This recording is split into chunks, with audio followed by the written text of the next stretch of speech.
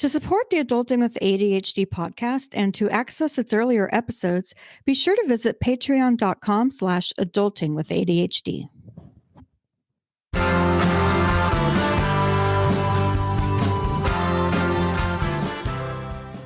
This is the Adulting with ADHD podcast, self-empowerment for women with ADHD. This is the Adulting with ADHD podcast, self-empowerment for women with ADHD. Today we have a very special guest. Mann is a self-described neurodiverse, non-binary nature nerd and an anxious asexual advocate. And we are going to jump into all that into this episode. How's it going, EJ? It's going great. Thank you. Yeah. Thank you so much for joining us. Happy to have you. In New Zealand, is that right? Yep, I'm Australian living in New Zealand at the moment. We moved over here theoretically for 6 months just before the start of the whole COVID thing, and then there was the whole COVID thing, and so we're now here indefinitely, basically. Wow. It was an accidental move, but it's turned out really positively so far. So, good. Yeah, that's great to hear. So tell us a bit about your diagnosis story. Yep. Yeah. Okay. So a bit is difficult. I'll give you the short. Yeah, it's never a bit. You can decide how much you want to keep. Oh yeah, please. Yeah. Mm-hmm. So the short version is that I was diagnosed last year when I was 36. I basically sought diagnosis after realizing that all of the friends that made the most sense to me had ADHD. They were the people that when we had conversations, we were talking at the same speed. We were all jumping around topics at the same sort of rate and like very comfortably doing that. And that, they just made sense to me on a level that other people didn't. Yeah. That's the short version. Yeah, that's great.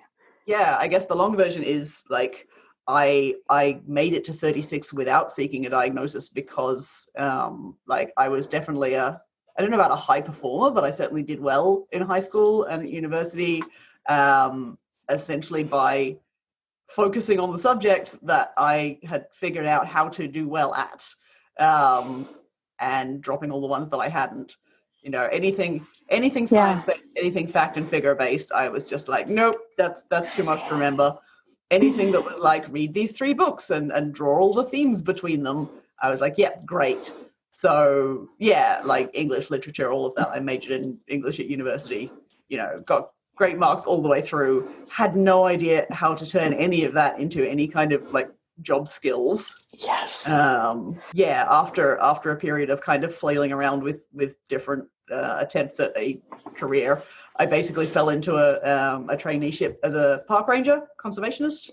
That is so far out. That's awesome. That is. I mean, when you look at like all the things I tried to be, it's really clear that I was basically going, what excites me? Because I tried to be a writer, and then I tried to be a like theater tech, as in stage management, lighting kind of thing. So nothing boring. And then and park ranger. And I managed to stick with that one for 10 years, which is, I gather, pretty unusual in the ADHD. In ADHD years, that's a long time. It was basic fear of trying to do fear of losing the income and like trying to get into anything else made it a lot easier to just stay in it than leave. But basically, over those 10 years, I sort of, got gradually sort of promoted up the line, and the more responsibility I got, the more stressful it got, the more massive my imposter syndrome got, the more mistakes I was making. Yep.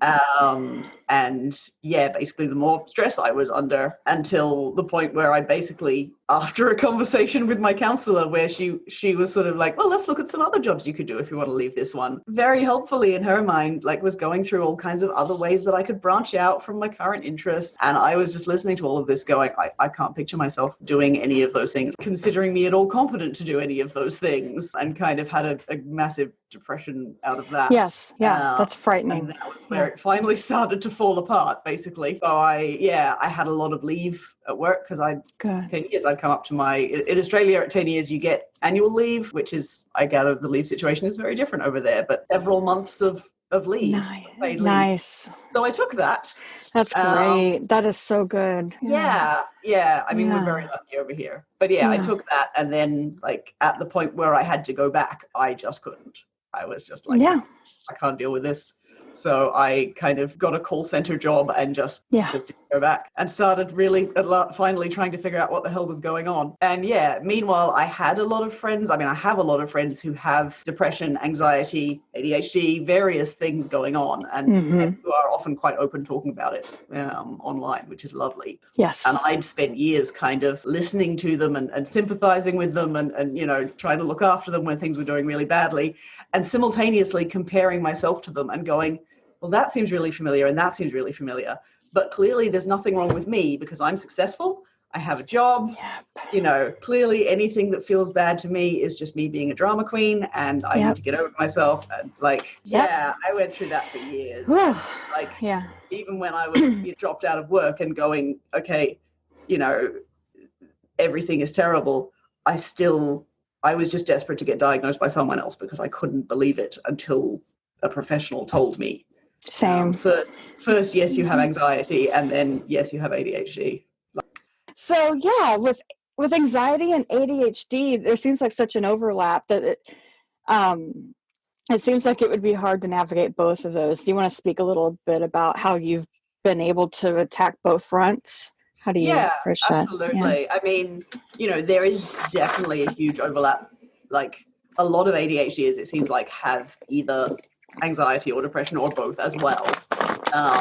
And like, the psychiatrist that I was seeing that was talking about this was very much of the opinion that it's liable to be, you know, because ADHD is a neurodevelopmental thing. That's something you are born with, that a lot of the time that anxiety or depression will grow out of trying to then live with that in a world that is not set up for you. And I think like that makes a lot of sense to me. So, I mean, like, I can definitely trace my anxiety back a long way. Like, I switched schools in grade 5, which is, I'm not sure what the equivalent is, but I would have been like 10.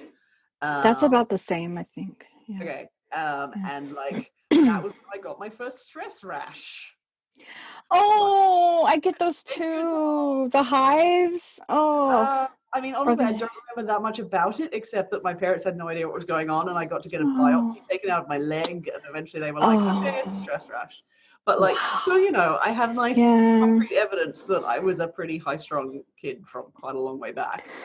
But like, I really think a big part of how I was successful for as long as I was until I completely fell apart was the anxiety. Because essentially I think my brain had latched onto that as the easiest way to mask ADHD. So like, one of the most interesting things that I've found in my kind of journey to learning about ADHD is this concept of the like interest-based nervous system. So like, you know, when we're engaged with something, we can do it. When we aren't engaged, it's really, really hard. And the things that engage us tend to be things that like arouse that nervous system. So it's either excitement or fear. And you know, it's really hard to stay excited about something like a full-time job, but it's really easy to live in permanent fear that they're going to figure out you're no good at it and fire you. So, you know,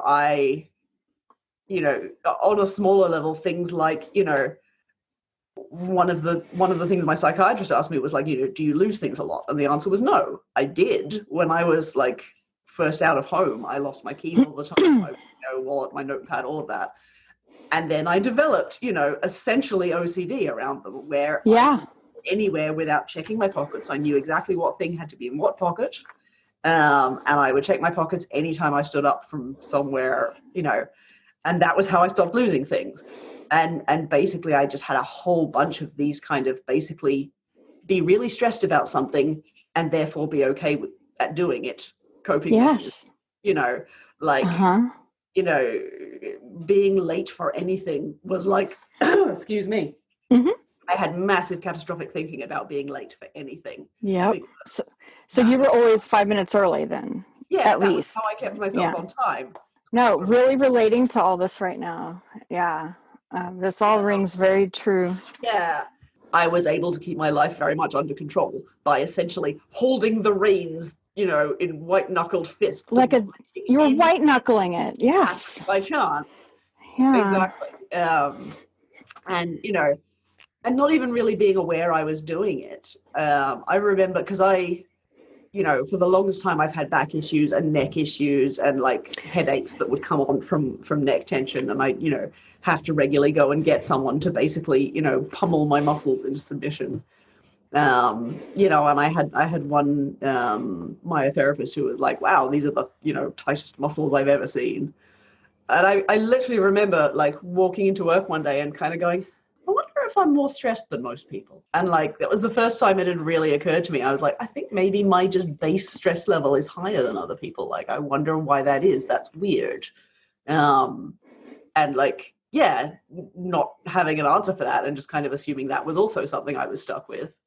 Yeah, that's what I thought too. It's like, yeah. And yeah, it did keep me very, on the surface successful, but it took a huge toll on my body, as well as the headaches and the neck aches and that. I developed IBS, irritable bowel syndrome, which is very much linked to stress.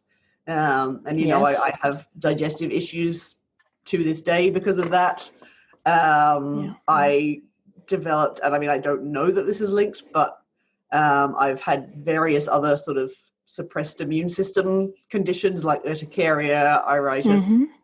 I haven't, this might be now me getting definitely out of my depth on the like factual stuff. I need to to, but I feel like generally the people I know who like live with more stress tend towards more of those kind of physical conditions. Yeah, and I mean, I've known people who've had like fibromyalgia and stuff like that, and the stress exacerbates that, and fertility problems are impacted by stress. So to me, it would only follow that you're probably right. I'm not a doctor. I would have to ask a trained expert, but are a whole connected system. Yeah, it's all interconnected. Exactly. It's a holistic situation. Yeah, if you're stressed, you've got different hormones being released, you've got operating in different ways. So that was a whole thing. Oh, yeah. And I know as someone who has learned how to better handle it, you do tell the difference. Like you can tell like, oh, wow, I was really sick when you get to the other side, which hopefully more of us do. How are you getting to the other side? Are you progressing okay? Yeah, definitely. So for me, the anxiety diagnosis came first, and that preceded the ADHD diagnosis by probably only a few months. But like I spent those few months basically trying out antidepressants. Yeah. Which I went through, I think 3 or 4 different SSRIs, which had no effect. But eventually I got onto Effexor, they had effects. They weren't useful effects. Unfortunately, there were a lot of side effects. Oh yeah, same. I tried that. That was a terrible one. Yeah. Yeah. But eventually I got onto Effexor, which is an SNRI. And what I've learned since then is that the N in that is norepinephrine, which is something that ADHD brains also don't make enough of. And so on the Effexor, I finally started to actually notice a real difference. Nice. And yeah, I mean, that has absolutely kind of changed my life, really. I'm a lot more relaxed about decision making, about letting go of that iron control over things and letting things happen, and letting myself do things that I want to do without first going through every single possible way it could go wrong, and all of that. It's definitely not perfect, but the difference is very, very noticeable. Yeah, being able to trust yourself more is that. Yeah, that's a good feeling. That's the way of putting it. Yeah. And then, interestingly, the ADHD symptoms, of course, have gotten a lot more noticeable since I've been on the Effexor, because I'm not, again, exerting that iron control over them. So, the anxiety is reduced, the ADHD from the outside is increased because, I'm letting myself act on impulse. I'm letting myself just go, the house is a mess today. I don't care. It's fine. You're being yourself. Yeah. I'm letting myself prioritize other things than appearing to be completely, perfectly organized and together. Oh, that masking. It's like the healthiest thing in the world is like being yourself. How could you get... it makes you look like much more of a hot mess from the outside. Yes, this is healthy. I totally understand. Yeah, that's pretty huge. Yeah. Yeah, good on you. Yeah. From a certain perspective, you could say the anxiety made my life less challenging. It made me able to hold down a job. It made me able to, not lose my stuff all over the place. Apart from the physical cost to my body. Like the really challenging part, and the part that, you know, even now that I'm on good anxiety medication hasn't yet, it's the part that I'm still really struggling with, is being able to take joy from things that I do just for myself, or things that I do because I want to create something. So, I mean, you know, writing was a big one. This podcast idea is a big one. Anything that feels like it's kind of putting a bit of myself out into the world very quickly gets hung up on, but then people are going to judge me. What if I do it wrong? What if I do it badly? To the point where, so in my like journey to become a more creative soul again, one of the things I tried was coloring books, because Nice. coloring books had such a craze. And so I, you know, someone gave me a coloring book for Christmas, I think, and I got a bunch of textures. And the theory with coloring books, right, is it's supposed to be super zen and relaxing because you just put the colors wherever you like and whatever. I froze up. Yep. Like, first time I sat there with a completely blank black and white pattern in front of me, I was like, I'm going to do it wrong. You know, how do I need to think about this beforehand. I need to figure out exactly what colors are going to go where, because I'm going to mess it up. And like, this is a freaking coloring book. You know, Yes. it serves no purpose except to let me theoretically let off some steam. And, you know, it was such a huge deal in my head. That is so frustrating and tragic to me, because it's like, what could I be creating? What could I be putting out there if I wasn't putting so much thought into it beforehand that I think myself to death, basically. That whole concept of like, you put out 100 bad works in order to put out one good work.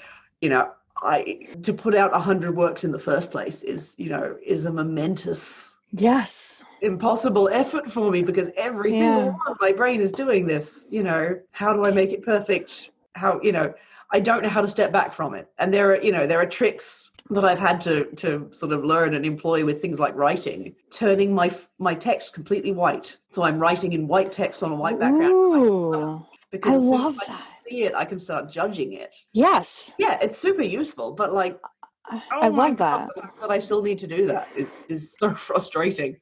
You know, when you're like that with everything, it's so easy to stop myself before I even begin, and that is a habit that I would really love to learn to lose, basically. Yeah, when you were talking about the coloring, I had a revelation recently that I don't know how to play. Oh, I don't get it. I don't get it. I don't know how to do it. I have a 3.5-year-old. It's a requirement, but I'm just like, I try to get my husband to be the recreation dude. And then it's like, if you want movies or art or board games, I'm your gal. But it doesn't work. Yeah, exactly. Yeah. I'm your gal. If you want to sit down, see, you know, because I'm an attentive type. So I'm very in my head. I want to sit. I don't want to do all the puppy things. That's why I had a cat and not a dog, because I don't want to run around and do things. But yeah, so just realizing recently, I don't know how to play. Ever since the pandemic, I mean, I have to entertain my kid like all day, you know, and so it's like, or at least when I'm with her, I have help, family helping, but like when I'm with her a lot more than I was, so you're going to be playing at some point. There's playing will occur. But yeah, I had the same revelation you did. Like, how could I not even play? Like, how sad is that? Like, I'm so worried about screwing up playing that I can't even play. Yeah, it's really interesting that you frame it that way too, because like that was one of the like recurring things for me through my life that really only started to make sense with the anxiety diagnosis, was not knowing how to have fun. Yes. I would naturally. Yeah. Like, I mean, part of it was I was under the impression I was an introvert for years. You know, because all of the things that I did for hobbies were, I don't know why I put finger marks on that. All the things I did for hobbies were classic introvert things. I guess because, you know, they were hobbies, but they weren't, you know, I wasn't necessarily taking joy from them. You know, I was reading, knitting, I was whatever. And I was doing those things because they let me chill out. You know, they were relaxing. They were things I could do that were low stress. But that was the closest I had to fun, was low stress, because everything else I did was so freaking stressful. Yes. And everything I had to do had to have an output. It couldn't be fun for fun's sake. There had to be an output, or why am I doing it? Like, I don't get it. So coloring would be hard. It's like, well, I get a picture at the end. Woohoo. Like, You mentioned board games. Like, yeah, I've absolutely embraced knitting. So I do a lot of knitting for the cross stitch.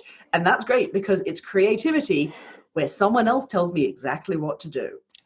Yes. Put any thought into how to make sure it's going to come out well, because I just follow someone else's plan and it comes out well. And yes, there's skill in what I'm doing, but there's no creativity in that innovative. Laying down my own words or my own colors, or I mean, yes, I guess I'm choosing fabric colors, yarn colors, but it's very minimal. There's a lot of structure that someone else is imposing that I can trust to get me to an outcome that I will be happy with. Like all the decision making and the cognitive pressure of just, it's like people who share a recipe with you and they don't use actual measurements, and they're just like throw in some of this and throw in some of that, and you want to strangle them because you're like, no, I need numbers, I need quantities, I need how many ounces, I'm going to measure this when I get I can't just wing it in the kitchen. I know. That doesn't happen for me. It's like we need recipes for fun. Tell me exactly how to do this so it will be maximally enjoyable. Yeah, so if I wing it in the kitchen, people will suffer. Like, I've winged it before. I made some holiday pie, and I swear one of our family members looked down at it like it was roadkill. Like, what is that? That's what happens when I wing it. Like, you don't want me winging it. Give me numbers. Yeah, it's funny in our household. So my beloved does all the dinners, which is amazing. I love this arrangement. That's awesome. He does the cooking and I do the baking, because baking is food science. It's put exactly chemistry this together, do exactly this with it, and food comes out, and I love it. Yes, what to do. That makes sense. I could see why that works. That's why I like food kits. It's like clean it, cut it, whatever, and I'll assemble it. Fine, in the kitchen, being like, "Oh, I'll throw in some of this, and I'll throw in some of this, and we'll see what happens." What? Like, no. But I want to be able to do that with the things that interest me, which is writing and podcasting and I mean even like knitting. It'd be great to make my own patterns. Yeah, just have more joy in your life and less fear and less, what's the output, or less perfectionism. Yeah, exactly. More or less just throw this at the wall and see what sticks. Yeah, and that's like a lot of masking, people. I was like you, I was hyper aware of those things, and people think, well, you're the most organized person in the world. What are you talking about? You don't have ADHD. Like, and they come in. Organized person in the world. It's like, yeah, anxiety is great for that, because any possible disorganization feels like the end of the world. Right. So you will absolutely wear yourself into a nub, making sure that everything is perfectly organized at all times. I used to carry around a notebook to the point where people would laugh at me. Like, they call me notebook girl. And I'm like, why is this such a novel thing that I would take notes? Like, why is this novel? Doesn't everyone take notes? But there must have been something about the way I was doing it where people were like, there she is with her notebook again. Like, I just had to write everything down because, you mentioned making mistakes at your job. And I was at that breaking point where I was having a pathological fear of messing up. So yeah, I'm going to write down everything. And now I record everything. I had a meeting with a client and I was like, can I record this conversation just so I can replay it? Which is a very weird thing to ask for, but luckily for me, it was content related. So it kind of jived, like, well, I want to capture this digitally because it's more efficient if I have this audio file. So I was able to like turn it into an efficiency measure, but yeah, I mean, and that's a whole other episode of just, self-advocating in the professional world. Yeah. And self-advocating, I mean, professional, but also personal, like just being comfortable to say, hey, can I do it this way? It looks weird to you, but it works for me, and not, succumbing to that fear of being judged and considered weird. Yeah. Hey, I don't like loud. I don't like loud places. Can we meet somewhere quiet? Yeah, exactly. I hate noise. It freaks me out. I hate fireworks. Please. I don't do parades. I don't do fireworks. Like, yeah. Or like, oh, hey, yeah. this restaurant has a TV. Can I please have the seat with my back to it? Because Yes. otherwise you're going to lose me. You know, I'm not going to catch half of what you say because my eyes are going, you know, something completely uninteresting to me like sports. I'm still like, oh, moving. And I think we tend to forget if it's been too long, because that's a very real thing. Yeah. It's a very basic thing that people experience when they're dealing with anxiety. So did you want to tell people about your podcast? You mentioned you're jumping out there. You're going to do it. Yeah, so very much me trying to do the whole don't overthink it, just do it. Just do it. Yeah. So, What's it about? Yeah, so it's about, I mean, basically the stuff we've talked about today, plus. So it is yet another ADHD podcast. My journey towards understanding my brain, understanding ADHD, understanding neurodiversity more broadly. Like, I mean, part of it is, you know, I've really leapt into the, you know, neurodiverse community on Twitter and online, and that's fantastic. But there's a lot of concepts that get thrown around there that catch me out, that like leave me going, what's twice exceptional? You know, why are people talking about this now? What? Yes. And so I feel like, you know, if I'm going to do a bunch of research to figure out what the heck's going on, then, you know, I can share that, which is the output good for other people, but also great for me. Yeah. Like, frankly, I am terrible at actually putting in the research when it's just for me. I'm much better at looking things up to explain them to other people than I am at looking things up. If it's, you know, if it's just me, I'll go, oh, I don't get that. I should look that up sometime. Moving on. So, you know, it's 100% self-serving on that level. But I'm hoping that it's also helpful for other people in that, you know, it's another perspective on what ADHD feels like, potentially also what autism feels like, because I'm still really trying to figure out whether I'm also autistic, and that's a whole thing I can talk about. It's a queer angle on it, so I'm non-binary and asexual, as you mentioned at the start, and those are perspectives that I haven't really seen represented as much in the podcast world. And it's interesting because there actually is this massive overlap between queer folk and neurodiverse folk, statistically significant level, where you know, if you are one, you are more likely to be the other, which is a whole fascinating thing that I will definitely get into at some point. And you know, although I'm aiming it to be a brain podcast, you know, my queer identities very much play into who I am as well, and so I definitely want to include that. So the idea is to make it very much, as I'm in the process of figuring out what's going on with me, what it all means, and how to live with it. You know, at this point, I'm working part-time.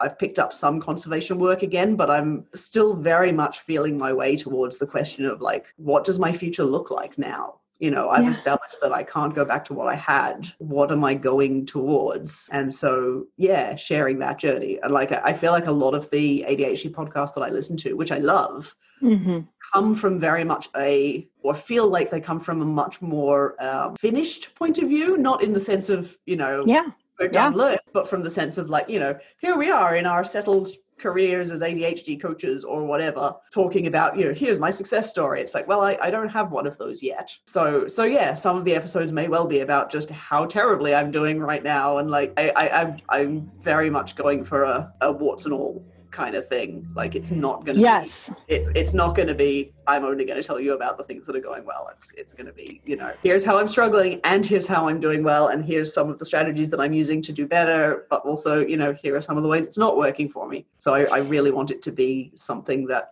takes people on that journey and makes it okay to be both struggling and succeeding, if that makes sense. Yeah, it makes total sense. And the warts and all thing, I mean, just from my experience, those really resonate the most, the warts and all type of conversations. And people really appreciate those in a world where everything's so whitewashed and, you know, airbrushed, and we need more warts and all. Yeah, I think there's a lot of pressure online to present, you know, the best side of yourself. And I think a lot of what I love about the neurodiverse community and about the people who I get really close to online is that they just say to hell with that, you know. I love it. Tell you about the terrible things that are going on as well. And I love it. Well, thank you so much for being on this show. And I cannot wait to hear your podcast. And this is this is going to be one of my best episodes. I think this was a fabulous conversation, and it's so lovely to meet you. Thank you. Yeah, meet you in actual person. Do you want to do the where can people find Yes, thank you. See, this is why we help each other out on these things. I was telling EJ earlier that a lot of my guests help keep me in line because I'm just, this is warts and all right here. So yeah, where can I don't want to sound like I'm just, I feel like pointing that one out makes it sound like I'm here to promote myself. But I'm no. Well, we have a time difference, and so for EJ, it is it's the middle of the day. Fresh and awake and in the sunshine. Fresh and awake and medicated. And so meanwhile, for me, it's nighttime. Medicine wore off a long time ago. I'm just kind of winging it. But that's, I mean, let me check. 9:46 p.m. Yeah. No, I'm useless after about 8 or so. I'm just probably in front of the TV now. I turn into a pumpkin around 6 or 7, but I really wanted to make this interview work with my Australian and New Zealanders that I have met on Twitter, and it's worth it. So it's okay. And I'm really glad that you reminded me that we had our interview today, because I feel so much better now, because I was kind of feeling sorry for myself and feeling blue, but it was nice to be able to do this interview and get out of my head and do something I love. And, so it's been a yay all around. I feel like I want to make it clear that I reminded you by saying, hey, are we still on? Because I'm going to be late. Yeah, we are on brand. EJ, thank you very much. Have a wonderful day. Yeah, oh my gosh, I did it again. Oh my God. Where can people find you, EJ? Where can we find you? I will tell you, Sarah, and then I will let you sleep. Wow, this is hilarious.